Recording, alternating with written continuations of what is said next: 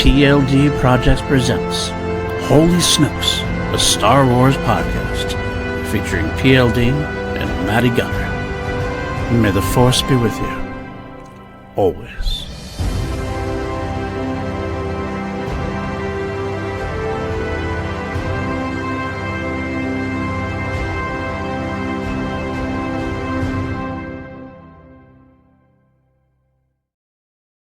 What's up, everybody? Welcome back to Holy Snokes, the Star Wars podcast here on the PLD Projects Network. I am your host, PLD, and with me, as always, is no one. That's right. Actually, I'm doing a Han episode, or a solo episode, as we call it here. Matty Gunner, my hetero life mate, my partner in crime, the Chewbacca to my Han. He is not available, kind of a little bit of a miscommunication between us. He is out of his home base and away from his computer. And let's just say it's 2 a.m. where he is. So he is not going to be joining us. He did make the attempt. He kind of said, I'll do it. I'll make it up. But I said, go back to sleep, Matty. Well, I'll handle it this time. He'll be back, of course. Actually, he won't be back next week, though. He's going to be back a couple of weeks from now, because next week is Star Wars Celebration, which, by the way, I should let you guys know, I'm not sure exactly what we're going to do as far as next week's show go. Matty is also, like I said, he's going to be in Japan in Celebration. I'm most likely not going to have a show on Thursday like I usually do. I'll probably wait on it and do some live reactions to the announcements that take place throughout the weekend. Probably late night live reactions, considering it's happening in Japan. So stay tuned. I'll announce that on the channel when that's going to go down. But then Matty will return the following week. He'll talk about Celebration, and we'll also start getting into Andor, because that's when Andor Season 2 starts. 4 weeks of 3 episodes each, and we will also do a bonus episode on May 5th, which will cover Tales of the Underworld, releasing on May 4th. A lot of good stuff coming up. A lot of good stuff coming up in bulk. A lot of hurry up and wait, though, because then after that, it's going to be maybe a slower period. We'll have to see what we're going to do after that. So today, I'm going to be doing, like I said, a solo episode, so probably a little shorter without anybody to banter to. I don't banter back with myself, so otherwise I might be committed, but, that's okay. But I do have some news, some bits and bobs. And as you see the thumbnail, we're talking about Celebration, and we're going to preview some of the panels that are going to go down there, and maybe what we will or will not be getting news-wise. I'm starting to think it's going to be less news this year and more just Celebration. That's okay. I've got some interesting bits and bobs throughout the day. Got some news that dropped today from publishing already. Kind of surprised when they do that. They've been doing that more and more as I think about it, but it seems like they're dropping some news before Celebration instead of saving it for Celebration. I'm not sure what the reasoning is, or I don't know if I agree with it or not. Tales of the Underworld, I kind of agree with, because I get it that it's happening like 2 weeks after Celebrations. They want to get a little bit more marketing in place and they can talk about it instead of announcing it at Celebration. The publishing stuff, though, I'm really kind of surprised that I figured they would save it all for the panel, unless that means there's more news coming that they haven't announced yet, which is always potentially a possibility. But all right, let's get into our news before we talk about Celebration. Again, this might be a shorter episode, but if you like this stuff here, subscribe, leave comments and everything else. Let me know what you think. This is not what you usually get, like I said. This is just me. But we do have a Patreon also, patreon.com/PLD Projects, and a YouTube membership where you get early access to some of our shows. And also on the Patreon and member exclusive at the certain tier, you get a bonus podcast from myself and PJ Campbell, a bonus two middle-aged geeks on film, the MCU rewatch for now. Stuff that will go live on the main channel probably 6 months from now, but you're going to get it 6 months early. So, all right, let's get into our news bits. A lot of casting rumors floating around the last couple of days. A lot of casting rumors specifically for the upcoming Sean Levy-directed Star Wars movie, our project, which has only been officially confirmed in the slightest of ways. We've only really ever officially heard news from Lucasfilm during a Kathleen Kennedy interview, and she was discussing her leaving or not leaving, as it were, the head post of Lucasfilm. She mentioned that after Mandalorian and Grogu, which is filmed now and is coming out next year, May of 2026, that this Sean Levy film would be the next film to go into production. That's the only time anybody from Lucasfilm or Disney or Star Wars has said anything. We, of course, have heard Sean Levy talking about project he was doing, a Star Wars project, but this was the first time we got a time frame in terms of that it was going to be next. From there, we've had some rumors fly around. The biggest one that came first is Ryan Gosling was going to be attached to star in the Sean Levy Star Wars film. That, again, has never been confirmed by Ryan, has never been confirmed by Disney or Lucasfilm, but it almost appears to be just kind of accepted that that's the case now, which is always a dangerous ploy, because if it doesn't happen, then we're going to get all the usual shit talking we get about how Lucasfilm dropping the ball or Disney dropping the ball when they're not announcing it, so it's technically not officially happening yet. We kind of get these rumors and we take them and we just run with them, and then all of a sudden we're disappointed when they don't come true. Personal responsibility, folks. Personal responsibility. But with the number of trades talking about it and mentioning it, does seem very likely that Ryan Gosling is attached, and most likely because it's going to be filming soon. If production is starting soon, they have to have that in place. It also makes sense why we're getting all these casting rumors dropping around there. The ones that dropped today or the last couple of days, Jodie Comer was a new one that we discussed to be joining Ryan Gosling, according to Scooper MTTSH, My Time to Shine. I think that is the MTTSH. I got this from comicbookmovie.com. I'm not sure who MTTSH is. My Time to Shine. Hello, I believe it is from Twitter, perhaps. Jodie Comer, from 28 Years Later, Killing Eve, The Bike Riders, was in talk for a undisclosed role. Of course, we all know her in Lucasfilm and Star Wars because she's been in Star Wars before. In Star Wars The Rise of Skywalker, she made a brief appearance as Rey's biological mother in a flashback scene. Comer has also previously worked with Levy on Free Guy, so it makes that connection all the more likely. I don't know what I think about this, because, it's not like we haven't had actors play different roles in Star Wars before. Most famously, Andy Serkis played Supreme Leader Snoke, the sequel trilogy, and then came back to play Kino Loy in Andor. They're not the same character, despite what a lot of people predicted. So does this mean that Jodie Comer is coming back as a new character? Is she coming back as Rey's mom? That's a good question, because we don't know much about the film. We don't know much about the film at all. We know that supposedly takes place later on. We heard a sequel era. We believed there was maybe post-sequel era, but it was kind of a standalone, so it could take place in that general vicinity. There were rumors at one point that Daisy Ridley, would go into this film as well. Obviously, there's a Rey film in development, or possibly a Rey trilogy in development, that's been kind of put on the back burner since it was announced at Celebration a couple of years ago. Gone through many different iterations, and we don't know where that iteration is going to end up, and whether it's related to the Simon Kinberg development or the Simon Kinberg trilogy. A lot of moving pieces that may or may not be connected.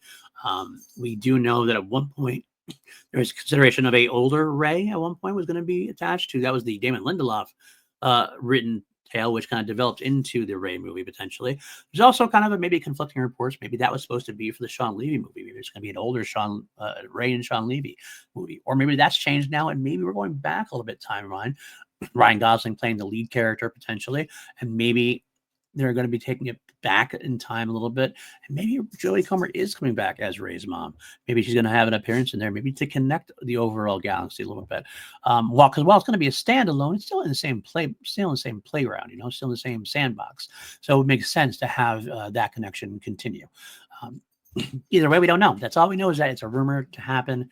I don't know. What do you think about it? Do you want to see her come back? Do you want to see, more importantly, do you want to see Rey's mom come back? Because I know Jodie Comer's a very talented performer, very talented actress. Of course, we want to see talent in Star Wars. So I don't think anybody would be against her coming back, unless it's the reasoning that you don't want Rey's mom back, or you don't want to have confusion about Rey's mom versus this new character. I can see those arguments, but to me, it worked for Andy Serkis. It can work for Jodie. All right, next up then, another casting rumor, which came from, I believe it was Daniel RPK, who has been hit or miss, so you never know what's going to go on there. We are talking about Jesse Plemons. Of course, the guy who made his mark first is the guy who looked like Matt Damon, but he's definitely made his mark on Breaking Bad and a lot of movies since Game Night. He's hilarious and a phenomenal actor overall. He was actually rumored to be in The Force Awakens as the main villain at one point. He was in talks to play Kylo Ren during the initial iteration of The Force Awakens. At least that was the report. We don't hear much about it, but obviously the part went to Adam Driver. At least the role, even if it was a different role, it evolved and Adam Driver took over that role. Now he is getting a chance potentially to be a villain in this Star Wars movie, in the Sean Levy movie. And that it's a good question on that. I don't know whether or not that's true or not because of the source. No slight to Daniel RPK. He's been a little hit, a little miss. We'll have to see how that develops. I think Jesse Plemons is a phenomenal actor. His little bit in Civil War was the highlight of that movie for me, highlight of a good movie. So I would love to see Jesse Plemons in the Star Wars universe as a villain. I don't know if he would be a lightsaber wielding villain or if he'd be more of a mercenary villain or be more of a political villain. I don't know, but I think he's got the physicality to take care of things either way. Again, it's talent. And I've been really talking about this a lot on the show recently. We had this like kind of affinity to this hesitancy to put big name actors in these Star Wars roles, wanting to disappear into the roles. And I get that argument, but I've always pushed back against it because we've always kind of had bigger roles ever since the original trilogy ended. The original trilogy, sure, they were all pretty much newcomers, even though Alec Guinness wasn't, even though, Peter Cushing weren't, but they were kind of like older actors on their, more of the twilight of their careers. So it wasn't anybody like really A-list at the time. That kind of changed a little bit in the prequels. Liam Neeson was certainly a big name when he played Qui-Gon. Ewan McGregor was certainly a big name when he got cast as Obi-Wan. And more recently, we've had some great actors give some great performances. Stellan Skarsgård, a phenomenal performer. I couldn't see anybody else in that role as Luthen. Jude Law as Jordan Elwood. Phenomenal actor. Definitely the heart of that series. That what made Skeleton Crew go for me, was watching his character and his performance. I think that putting name actors into these productions is going to only help things. I love the fact that we're getting Ryan Gosling. Great performer, great actor. Having him in this role, I think he can disappear into this role very easily. He's not like a Ryan Reynolds type, which is someone I would knock against. I don't think I'd want Ryan Reynolds in the Star Wars universe because he always plays Ryan Reynolds. That makes it a little more difficult. Now, Ryan Reynolds voicing a droid for a one-off cameo or something, that makes more sense to me. I'm okay with that. That wouldn't take me out too much. I wouldn't actually be surprised if that does happen, considering him and Sean are as close as they are.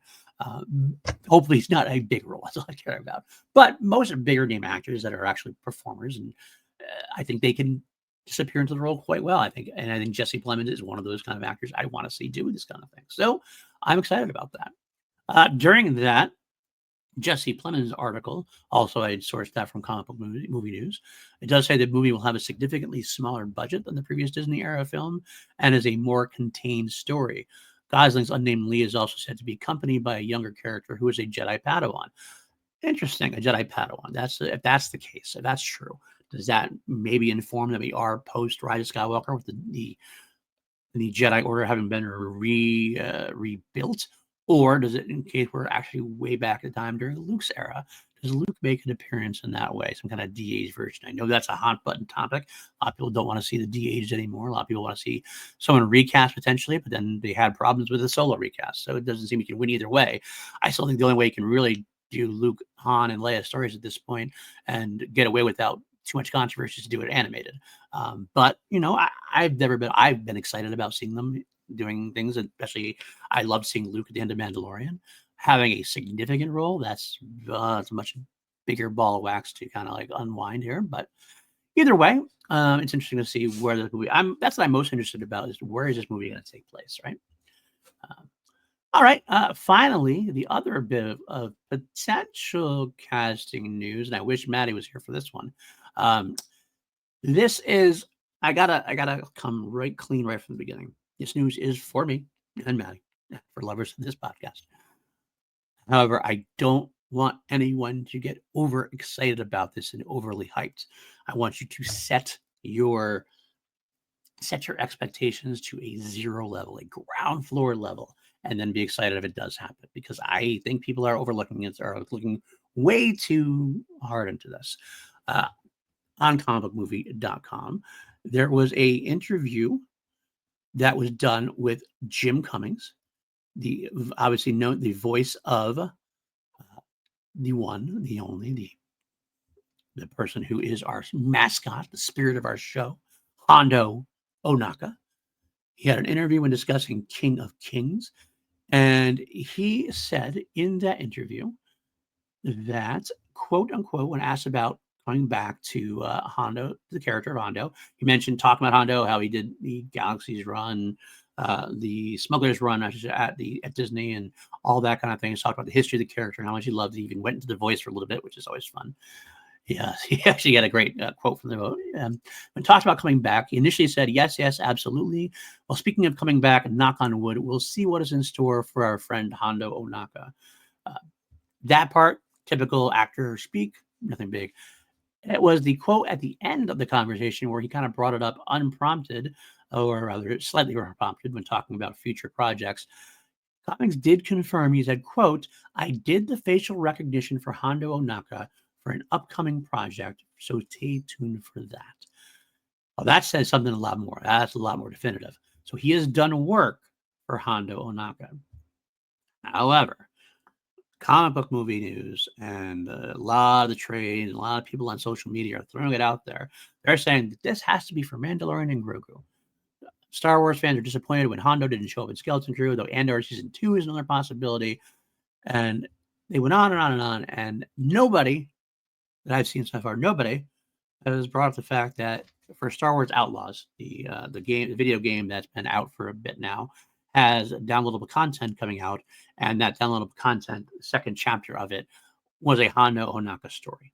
So it could very easily be for that potentially. Whether or not I don't know, maybe I'm being naive because maybe you don't do facial recognition unless you're doing a live action version. That's possible. But I kind of feel like they could do that as far as wanting to animate him more into the role. They make them look kind of like how Mark Ruffalo looks like the Hulk now in live action. I get that. Maybe the animators want to make him look more like Jim Cummings, a kind of more Hondo, Jim Cummings-ish Hondo for Outlaws. I don't know what that intention is. I just want to throw some cold water on there and go, this could be all it is. Because Jim Cummings wouldn't know what to like. He just knows he's got something coming out. He knows what it is, but he can't talk about it. He can't. So he doesn't understand how dropping a bit like that could set the world afire as far as Hondo fans go. However, facial recognition could be for live action if that's the case. The other side of things is the theme parks. He loves doing the theme park stuff. Obviously, he has that big role in the Smuggler's Run thing and the big animatronic with that. Could be more theme park possibilities. I don't know. I'm trying to not be too excited because I don't want to be disappointed. But there is more Hondo coming in some way, shape, or form, and that could only be good to keep him involved. Because then more likely there's going to be even more down the line. Should have gotten him in Skeleton Crew. Hopefully, we're going to get him maybe in Ahsoka Season 2. That would make sense a lot, too. A lot of people didn't bring up Ahsoka Season 2. That is starting production. That's going to start filming shortly. And having Hondo meet up with Ezra Bridger again absolutely makes sense. So that would be a good thing to potentially be. Cross my fingers. We'll find out. Hondo Watch will return after Andor. I mean, some people said I should put Hondo Watch back on for Andor Season 2. I'm still gonna stick with Must Watch because I really don't think Hondo is gonna appear in Andor and not the right tone for that show. Although you never say never, and obviously we are bridging closer to Rogue One, which does have a little more humor side to it. So there could be K2SO, and K2SO is going to be in Andor Season 2. So we could see something maybe tonally that could be a breath of fresh air amongst all the tragedy. I don't know. We'll have to see. But I'm not too hopeful about Andor Season 2. Everything else, be cautiously optimistic. All right. Next up, we got, before we breaking into the celebration breakdown, publishing news was dropped today. Before I started recording, there was 7 announcements of stuff that's coming out publishing-wise, which, again, I'm kind of surprised they did. They had a celebration a couple of weeks from now. There's a Lucasfilm publishing panel. Unless there's more, why do it now? You should launch it there, make it part of the panel, and then you launch the press release after, because it's not like any of these are imminent. It's all coming up later on. But I don't understand the marketing. I'm not part of the marketing team. I'm a lonely YouTuber out here, so what do I know? All right, next up, ahead of Celebration Gen. This is from StarWars.com, so it's as official can be. Said ahead of Star Wars Celebration Japan 2025, we have a special look at 7 new announcements, including cover reveals. See, that right there says they are new announcements ahead of Star Wars Celebration. So it's like these are the announcements that are going to happen at Celebration. Why are you doing a pre-announce of an announcement? I don't get it, but that's all right. We'll get into it. The first one, and the most important one for me, as much as I love a lot of the reference books and I love looking at all the the art books and all that kind of stuff. For me, give me the actual fiction books that are coming, especially with the High Republic ending. The High Republic is ending this. I believe it's June is the date of Trials of the Jedi that comes out. That High Republic initiative comes out. So what's next? Is there going to be a bigger initiative like the High Republic? Are we going to do more standalones? Well, we have a standalone announced. We're delving into the dark side with Star Wars Master of Evil. Now, this was a book we mentioned a couple weeks ago as they had a placeholder put on Penguin House and a bunch of different sites. There's nothing, it was just Star Wars Master of Evil. It's all we knew was the title. We had rumors potentially that Adam Christopher was the author. He quoted something on social media about being involved in an upcoming project that right at the same time this had been soft announced on the websites or whatever, or soft put on there. And we have confirmation now. This is Adam Christopher, and it is now a Darth Vader novel. Now, your miles may vary on that. I know some people have said, we want to try to branch out, do new things, et cetera, et cetera. I think we just did a High Republic era, and it was all new characters for the most part, minus a little bit of Yoda. So the fact is we haven't gotten a Darth Vader novel in 10 years since Lords of the Sith, written by Adam Christopher. So here we go. From comics runs to Star Wars Rebels, we've had a chance to see what Darth Vader was up to after the events of Star Wars Revenge of the Sith. But just how dark is Vader's pre-Star Wars A New Hope journey? The newly announced Star Wars Master of Evil by Adam Christopher, author of the best-selling Star Wars Shadow of the Sith count, not Lord of the Sith, Shadow of the Sith, chronicles Vader's haunting pursuit for the power to conquer death. Take a look at the creepy cover art, reveal art with art by Simon Goinhard, and get your hands on the sinister story on November 11th, 2025. The cover art is basically Vader looking pretty creepy. A little smoke on his face, a little bit of a paintbrush kind of a look at him. What do you think about this? Me, I'm all for it. Darth Vader is my favorite character. Anakin Skywalker, Darth Vader. His entire run is my favorite thing about Star Wars. So when you get into his mind, that's big time for me, because despite him being pretty much, if you had to pick a main character for Star Wars, I think Anakin's got to be it. You can say Luke is for some people because he was the one in the original trilogy. You can say, Rey is part now, and at least the sequel trilogy. So there is no main character, but he is the big kahuna at this point. He's the one that has if you had to pick somebody, I think it's got to be Anakin. It's the rise and fall of Anakin Skywalker. That's the original trilogy, prequel trilogy together. Everything else after that has a lot of things that are connected to him. But despite all that, we don't have a lot about Darth Vader after he was Darth Vader. A couple of great comic book runs, which I'll let in a little bit. I think the novel exploring him in this time frame, right before A New Hope, could really get some interesting discussions going about his mindset, where he is, what he's thinking, what he's feeling, what he's going through. I think there's a lot that you can explore here. I'm fascinated by this news at some point. I think it's much better than doing a television show.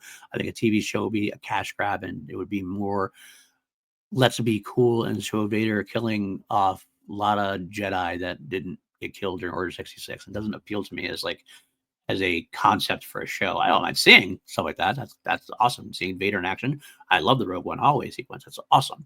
But a book where we can get inside his head, that actually is more exciting for me. So that was the big news announced. The real big one, I should say. That's coming out November 11th, again, 2025. Had a bunch of other smaller ones to announce.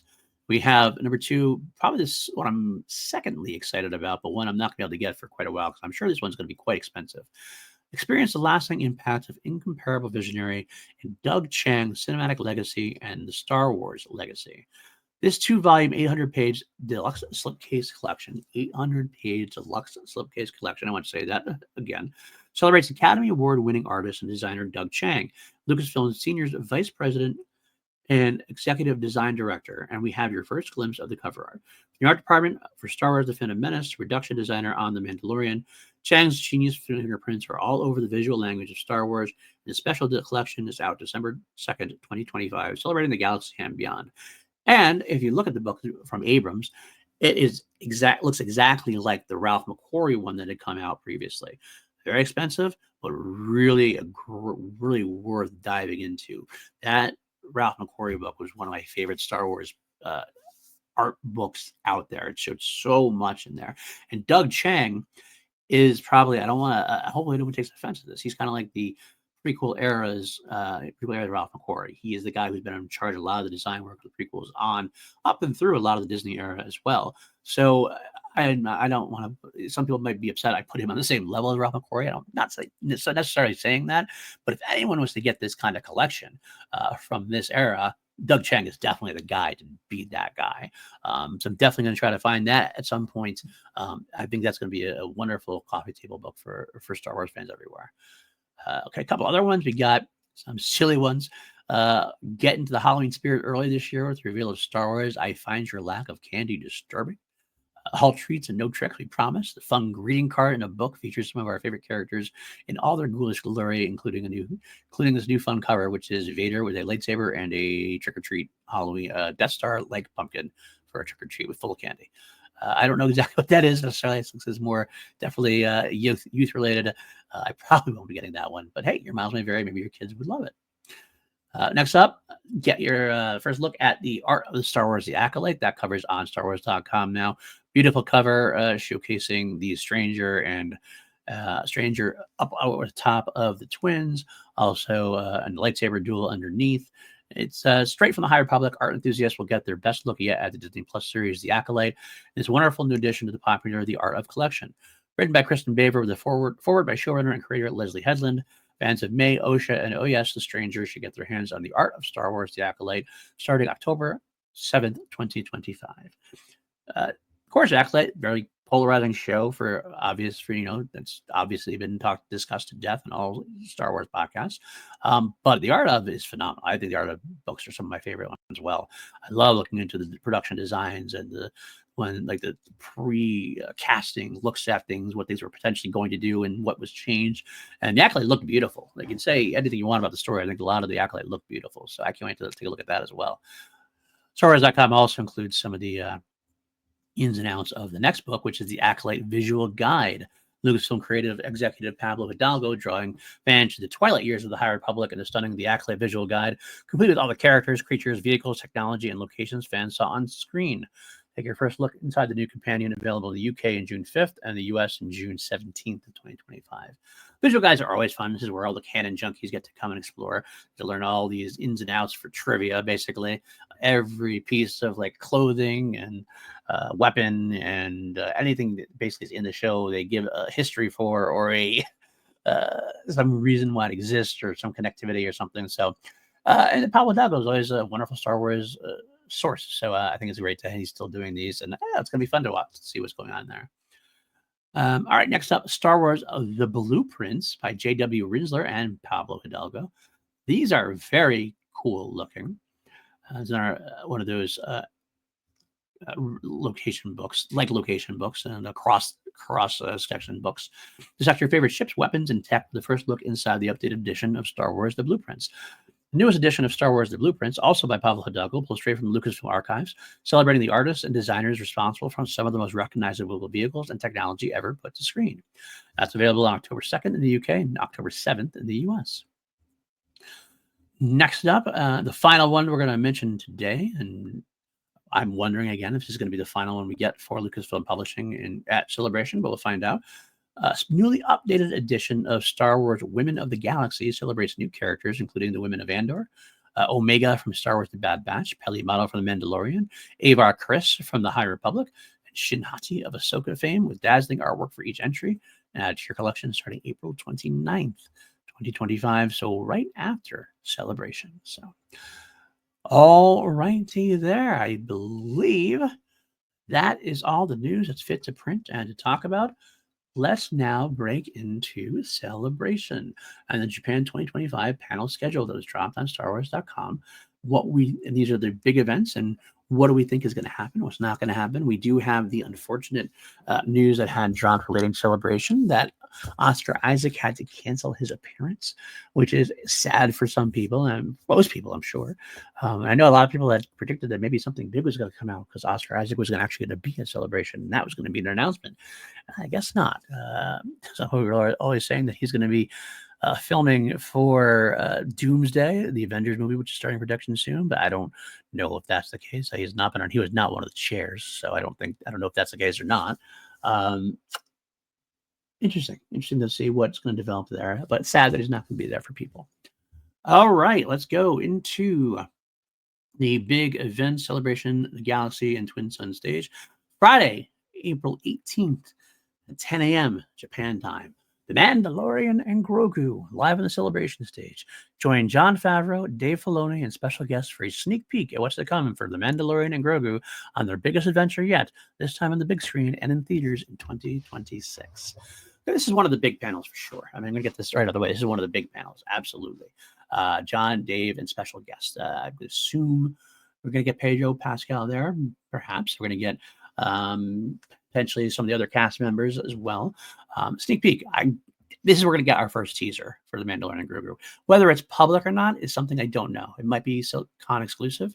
I'm hoping not. I'm hoping we get a short teaser, sizzle reel. Sizzle reel. We have seen sizzle reels before, or at least cons have, but it has not had anything publicly out there.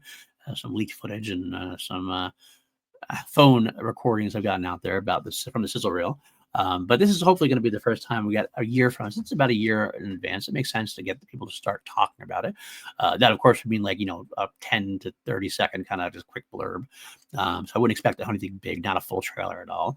But perhaps something. And I'm hoping that is I think that might be the big news we get as far as publicly from the con.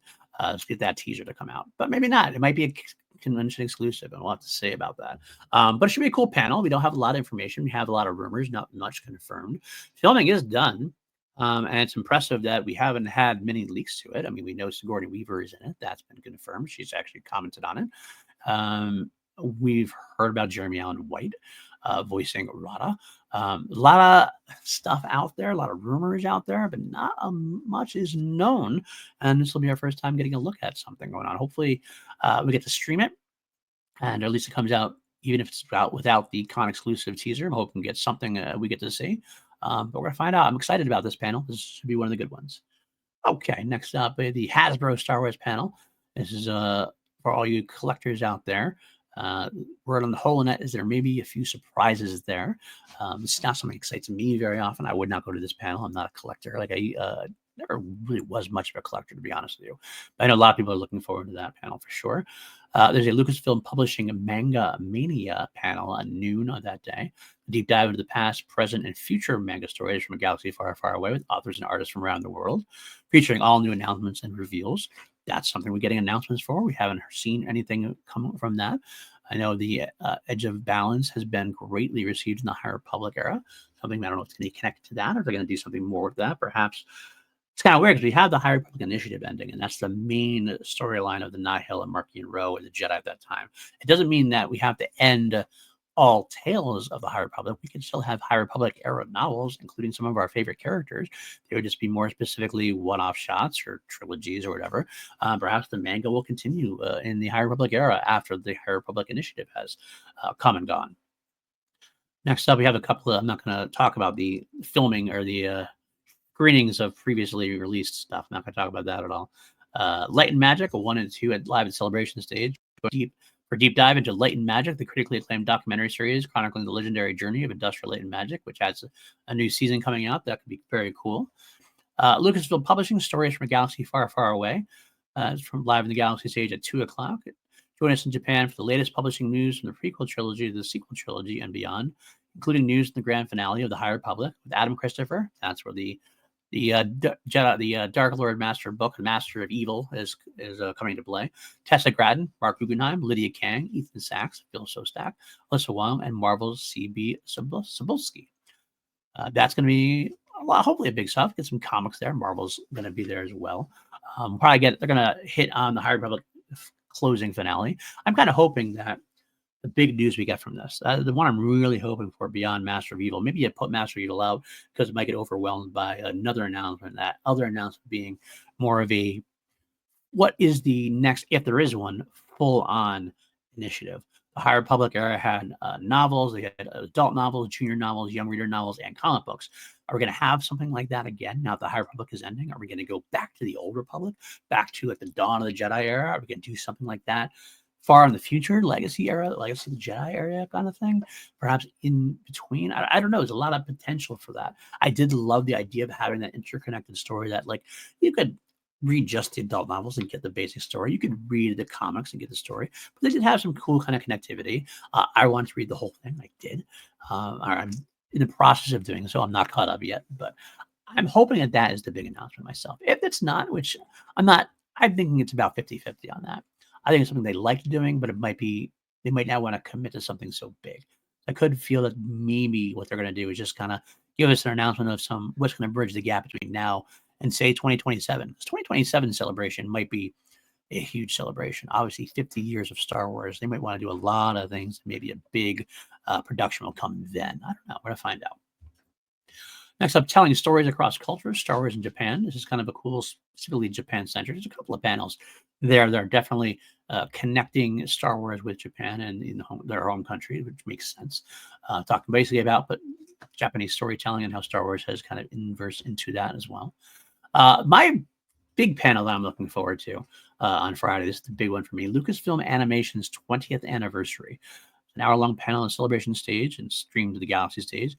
We're joining Dave Filoni, Chief Creative Officer, and Athena Portillo, Vice President and Animation Production, as we celebrate 20 years of Lucasfilm Animation's critically acclaimed stories, beloved characters, including a sneak peek at what's to come. Now, this is the panel that could make or break my celebration, I'll be honest with you. We had the announcement, like we said, of Tales of the Underworld, and that dropped a couple weeks ago. Before that, I was really looking forward to this panel to see including a sneak peek at what's to come. Now, the cynical side of me, the depressed side of me, the one who is very sadly looking at maybe what's not to come, I don't know, is worrying that is all we're going to get. That's a sneak peek. Like, we're going to get they'll show the trailer again and maybe have an interview with Dave or whoever involved, or maybe the voice actors like from Asajj and from Cad Bane about Tales of the Underworld. And it's not that I'm not excited about Tales of the Underworld. I am super excited about it. I love the Tales of series. I'm hoping this is the continuation of like an annual thing where we get like 6 shorts from somewhere around the galaxy. I think this is a great addition to the storytelling.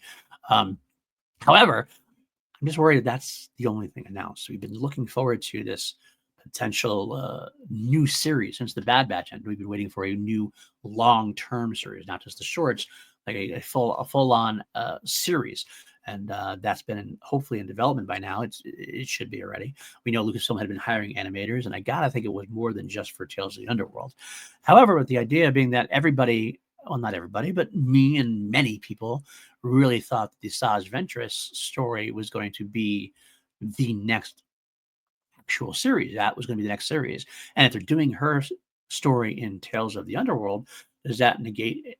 Is that going to be something different is going to be happening with the main story or the full-on series? Or is this going to lead into the full series? Or is this it? Is this not, they're not announcing a full series? I have a hard time believing it. The cynical side of me and the optimist side of me, and do a lot of war. The optimist side of me reminds myself that there are always rumors out there, and they are rumors, I know, so your miles may vary, that because live action was kind of slowing down and getting more into the movie side of things, that animation was going to be king, and they were going to take over as far as the recent future, as far as that goes. And even that there would be more animation, not less. So I'm thinking that there's going to be more. I'm hoping there's going to be another thing. And I hope we're getting a big announcement. Maybe that might be the biggest announcement of Celebration is the next full-on series, and when does it come out? And I'm hoping it comes out maybe holiday time, Christmas time, or early next year. But we'll find out. There's actually the possibility, of course, we could get 2 series developed or 2 series announced. There is the rumor that has been flown out there about the Ronin character from Vision Season 1, that was going to get like an 8-episode run of its own series. And so that would be a full animated series, but it would be in tone with some of the other, like Invincible has 8 episodes. It could be something to that effect where that gets its own run. And maybe that is the full-on action series we're getting. Maybe we're just getting Tales of the Underworld and we're getting Ronin. And the animation department is going to go into its own completely different connectivity and kind of siding away from everything else as far as what it's doing storytelling wise. Would I be disappointed by that? maybe a little, because you all know how much I love connectivity. I love the Rodin short, and I would actually love to see a full-on Rodin series. That would make me very happy to see. But I'm kind of hoping it's in addition to a mainline story. That's what I want, a mainline story more than anything. But everything else would be great frosting, if it were. So, all right, some other panels. We got the expanding Star Wars galaxy through plastic models. Influence of Japanese plastic models on Star Wars through kit bashing. That's kind of cool. Doug Chang designing the world of Skeleton Crew, the aforementioned Doug Chang, the production designer and senior vice president, executive design director. He's going to have a big hour-long talk about designing everything that had to do with Skeleton Crew, which is a well-received series. One of my favorite series of the recent era. I had a lot of fun with it. I'd love to see this panel. Hopefully this gets streamed somewhere. Doug Chang is always fun to listen to and to see how things developed and what was alternate takes and what wasn't used and what was used and what was used from previous things. A lot of times they take unused designs from previous Star Wars films and shows and they make them work in different shows. It's always fun. Now we're on to Saturday. Saturday's panels. Andor, Star Wars Story, 10 to 11. This is the big one. Obviously, Andor is going to come out that next Tuesday, right after Celebration. So let's say join creative and executive producer Tony Gilroy, executive producer Diego Luna, and cast for a sneak peek at the final season of Andor. I have the suspicion, and I could be wrong, that you're going to get at least one episode. I think they're going to show an episode to the Celebration cast, or the Celebration panel, rather. It might not be in that same area. They might have to go to a different screening area. But I wouldn't be surprised if they get at least one episode. Would not surprise me at all, because it's right there. That they do that a couple of times. They've done that before with other shows. I know Rebels did that. I got to watch the first episodes of Rebels final season back in 2017, which was great fun for me. But yes, I wouldn't be surprised. Otherwise, like, this panel's nice and fine. The fact that it's coming out that next week, it's kind of like, okay, I've done enough preview for it. I just want to get to the thing at this point. Give me the thing. But it's be cool to hear Tony Gilroy talk about it and Diego talk about it. So hopefully it does get streamed or we get it released afterwards, potentially. Obviously, you're not going to release the episode early to everybody, but that is what it is. Next up, we got Ahsoka at 1 o'clock. This is going to be on the Celebration stage, streamed the Galaxy and Twin Sun stages. There's enough time there in between. 10 to 11 is the Andor one. Ahsoka is 1 to 2. That's where we could see. I know I have to bring things over, but I could see it going like 10 to 10:45 and then 10:45 for like 45 minutes for the episode, potentially. Just throwing it out there. Anyway, Ahsoka, live on the Celebration stage, streamed to the Galaxy and Twin Sun stages. It says join Dave Filoni and special guests to look back at the first season of Ahsoka. Okay. Now, on the surface, that doesn't sound like we're going to get much news. However, we know that Ahsoka is actually starting production right around this time. I was wondering if they're actually going to be there. Because they might be filming either right before or right after I'm going to start production. So season 2 is pretty much going. So I would not, if there's no news about season 2, I would be shocked. I think we might get some casting news. I think we might get some timeline news potentially. And I don't know. They wouldn't have worked together enough to get any, it's never going to be a teaser or a trailer. Depending on when they started filming, I don't know exactly the date. They could get together and do a quick sizzle reel talking about it. But I think we get something. I think we get something nice teased there as well, potentially. Next up, Doug Chang's masterclass, working in the Star Wars art department, an in-depth conversation about the Star Wars art department and working in the film industry. A little bit of Q&A in there as well. Yeah, that's kind of cool. Doug Chang is a great resource. And so if you're going to Celebration, that's a great panel to go to.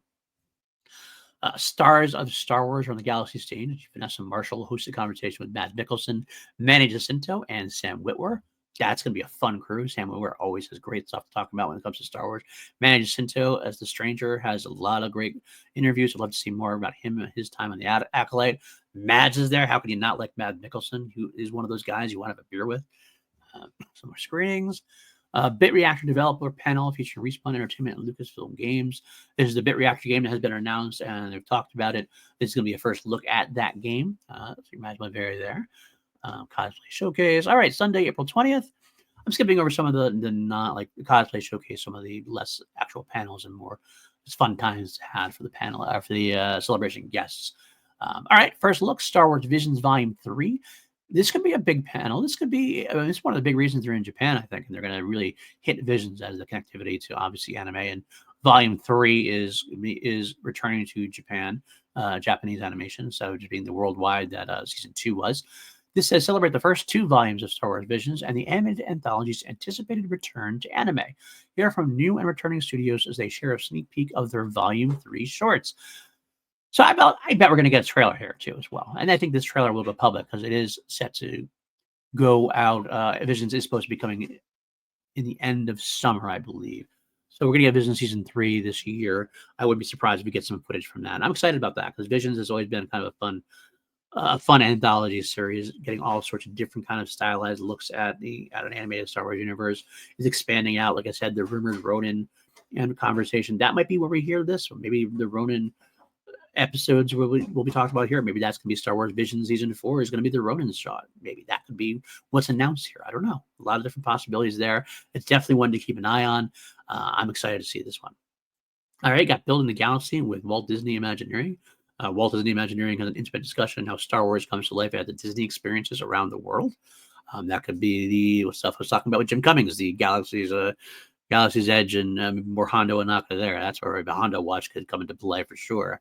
12 to 1, ILM presents The Mandalorian and Beyond behind the scenes of The Mandalorian, The Book of Boba Fett, Ahsoka, and more.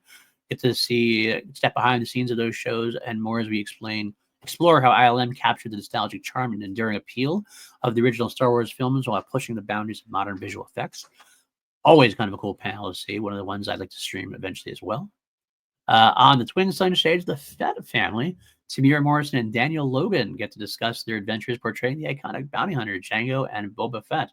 And yeah, that should be a fun one as well. I don't know if Tamira Morrison is got anything upcoming. He kind of always is in the news as potentially being attached to a project or not being attached to a project or wanting to be attached to a project.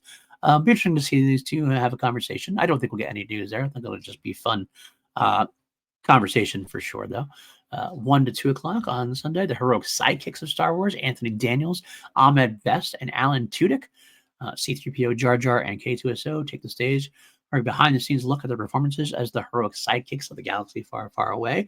That should be a lot of fun. Anthony Daniels is always hilarious and a wonderful convention speaker. Ahmed Best and Alan Tudyk, they're also both very good speakers. They have a lot of fun stories to talk about. That should be a really, really interesting panel to see. Next up, 50 Years of Magic, celebrating the legacy of industrial light and magic. A monumental milestone, 50 years of groundbreaking visual effects, artistry, production mastery, and technological innovation. Panel, you're going to hear from longtime ILM veterans as they take you on a journey through the company's legendary achievements. That should be fun. Get some more screenings. And, of course, finally, the Celebration Japan closing ceremony. That's the big panel discussion, guys. That's the big panel news. What are your thoughts on it? What do you think we're going to see? Do you think we're going to get more news, less news? I'm trying to unhype myself as far as news goes. I think we are starting to lean more towards a celebration that's celebrating instead of a news dropping con. But I do think we're going to get some sweet tidbits.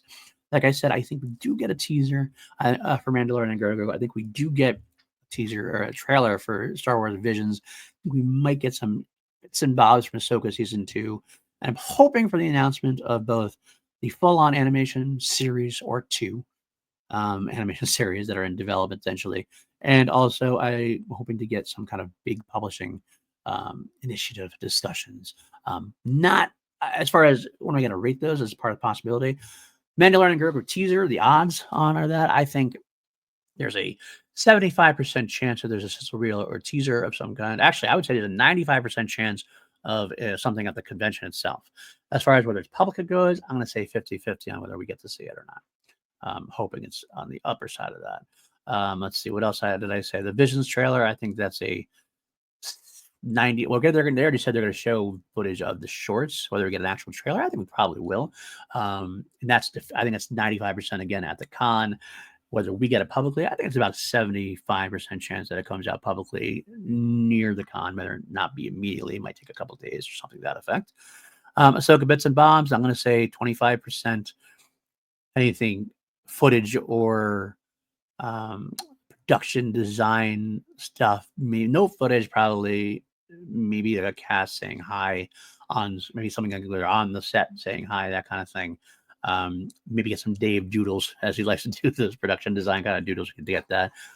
News bits, I think we get there. I think we get a little bit of a news bits for Ahsoka season 2.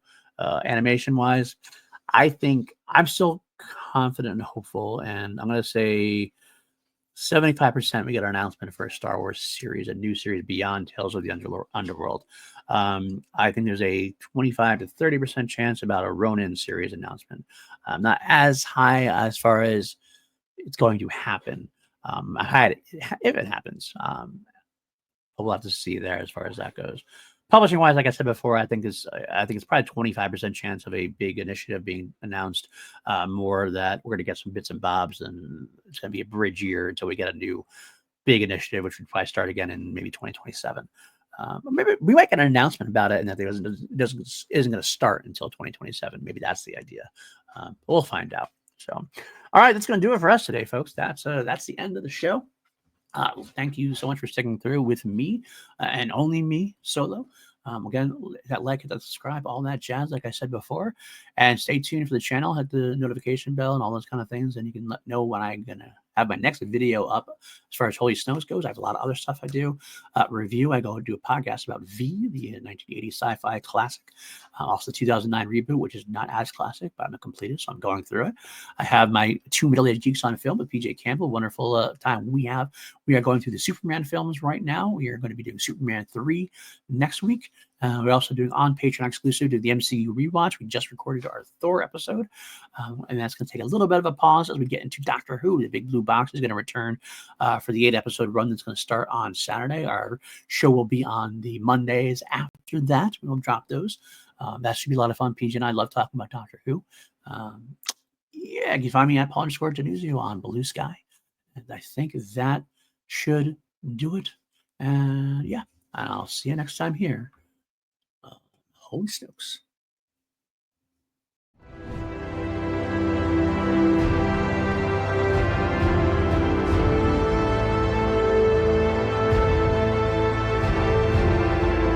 PLD Projects presents Holy Snokes, a Star Wars podcast featuring PLD and Matty Gunner. May the Force be with you, always.